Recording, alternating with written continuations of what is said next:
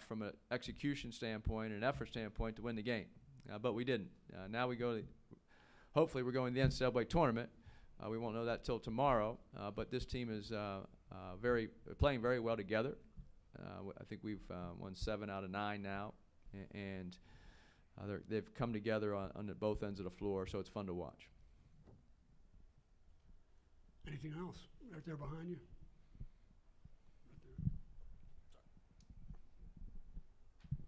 And even though you guys lost tonight, the fact that it was back and forth for a long stretch of time against Arizona, who's one of the more talented teams in the country, do you think that's enough of a compelling case to the selection committee and the week you guys have had that you guys belong and should get a good seed or anything like that? Well, I don't think because we went back and forth with Arizona gets you in a tournament. We have 23 wins. We're second place team in the regular season of Pac-12, and we're second place now in a championship game. We have 12 top 100 wins. We have RPI that was 33 going into today.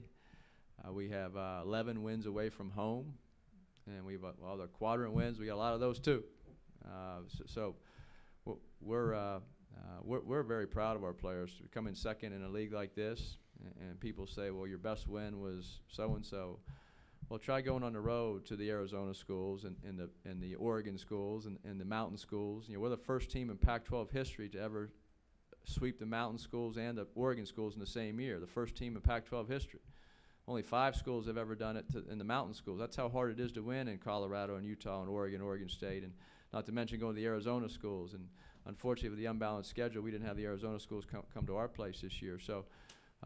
Yeah, back and forth with the Arizona championship game doesn't get you in the tournament, but if you look at our body of work over the season, we're the second place team in a major conference, and with all our injuries and the guys out we've had, we're just thrilled to be here. We are so proud of our players for what they've accomplished, and to have a chance going into halftime up 3 against a very good team in Arizona, and have a chance to win a Pac-12 championship. Didn't work out, but we weren't ever focused on the NCAA tournament. We were focused on competing for a Pac-12 championship, and whatever happens next, we'll find out tomorrow, and then we'll go from there. Nick, with Ayton, was there anything in particular that you found especially difficult about what he was doing in the block and on the glass? You know, he's a big guy, you know, and very skilled, and you know, going to be a top pick in the NBA draft this upcoming year. So I mean, me and Chemezi, we tried to do everything that we could to just contain him, because I don't think you're going to stop a guy like that. So, you know, we just had to try to do our best to contain him, although, you know, he went off tonight. But, you know, you have to give us credit. You know, we fought to the end, and, you know, I think that my teammates and I, we had a great effort all the way to the end of the game. We'll finish up right here. Jordan and Nick, obviously the shots weren't falling late in the second half. Was it a big factor that you guys were playing your third game in 3 nights, or was it just being unlucky? Nope, just missed shots as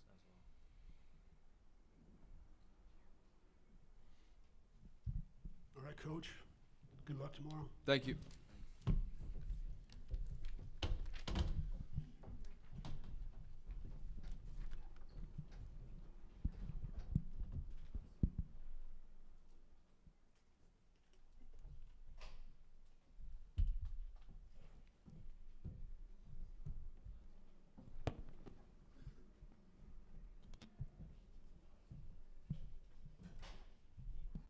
Not quite sure when this will happen, but after the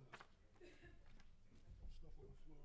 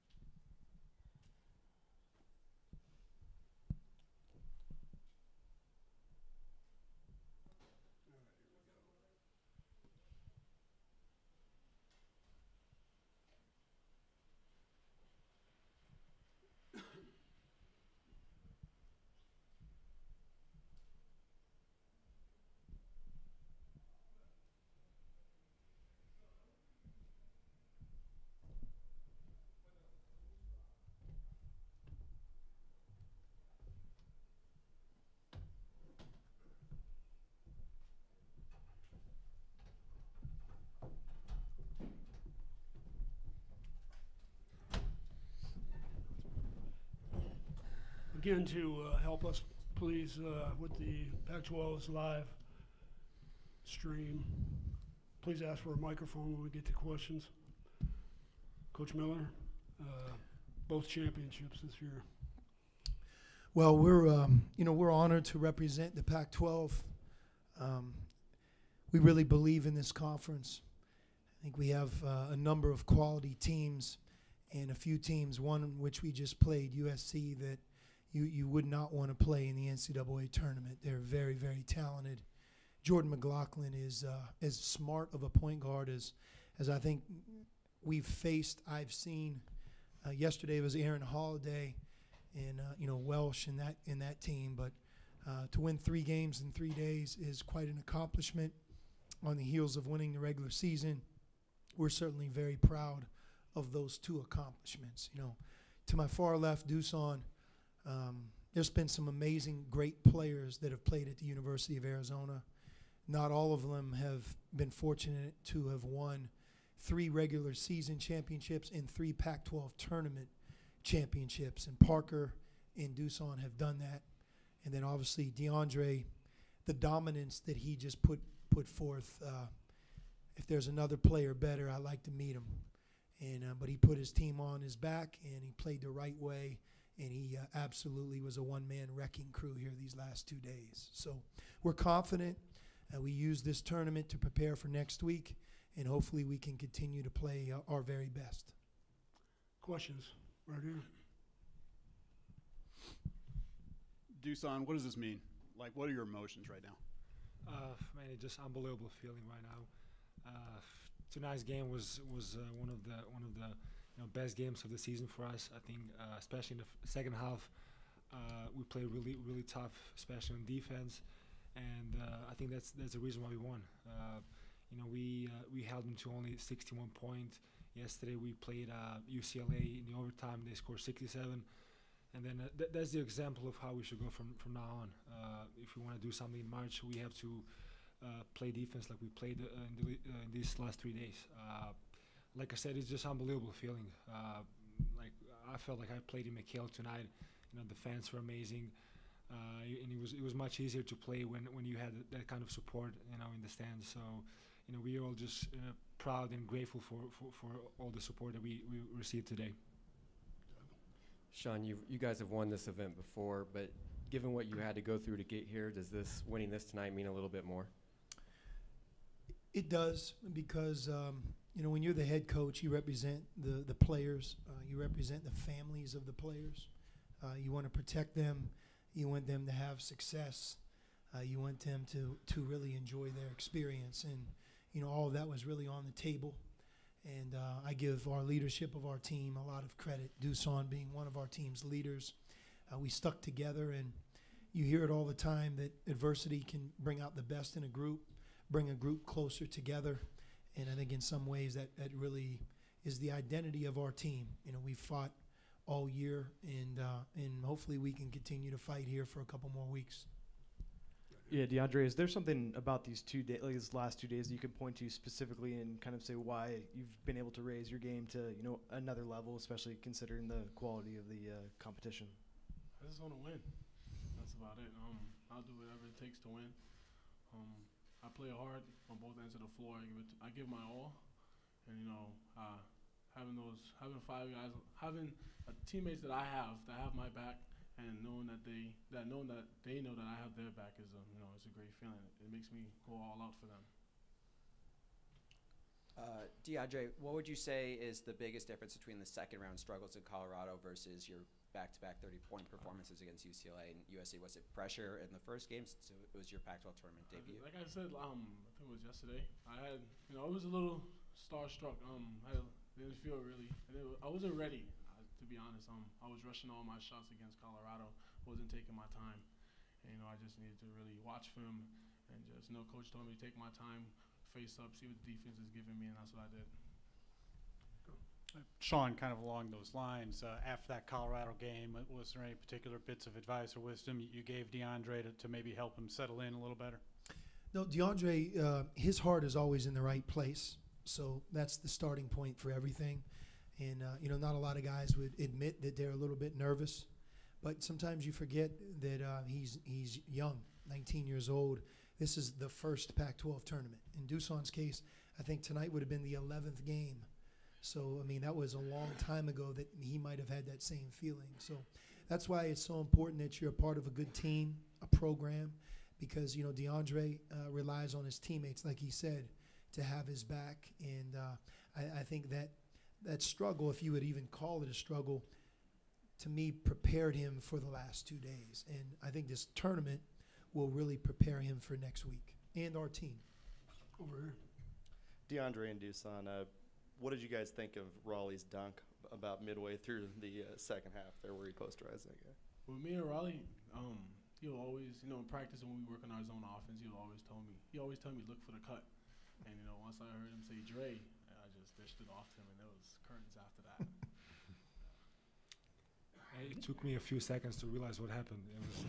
It was one of the best dunks I've ever seen in my life, and it's probably, it's like probably top 5 dunks in the college basketball this year. It was amazing. For DeAndre and Duson, both of you, basketball's become so guard-oriented in recent years, and the fact that you have a lineup with 2 7-footers, how do you feel like you two feed off one another in this kind of changing landscape of the game right now? I mean, to be honest, we both complement each other's games. We, if one is shooting the ball, one is rebounding it. We just know where each other is on the floor in practice. We talk about high low passes, and we just know how each other play. We know each other's personnel. Dusan? And I just want to confirm what he said. We just feel much more comfortable playing together right now than that was the case 2-3 months ago.